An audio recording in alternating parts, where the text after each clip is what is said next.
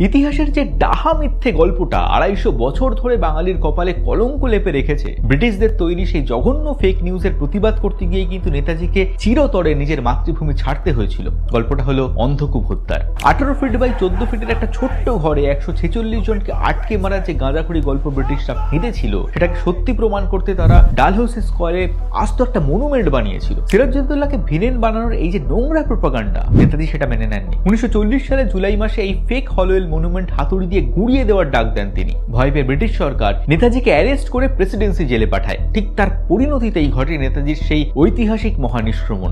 আজও Saint Johns চার্চের একটা কোনায় সেই ফেক মনুমেন্ট লুকিয়ে রাখা আছে। আর তার চেয়েও বড় কথা, স্কুলের ইতিহাস বইতে অন্ধকূপ হত্যার গল্পটা আজও রয়ে গেছে। আমাদের ছোটরা জানছেই না যে এটা কত বড় একটা মিথ্যাচার। আর এই মিথ্যের প্রতিবাদ করতে গিয়েই আমাদের নেতাজিকে হারাতে হয়েছিল। ইতিহাস বই এই সত্যিটা না বলুক, আপনি তো ভিডিওটা শেয়ার করে প্রত্যেক বাঙালির কাছে সত্যিটা পৌঁছে দিতে পারেন।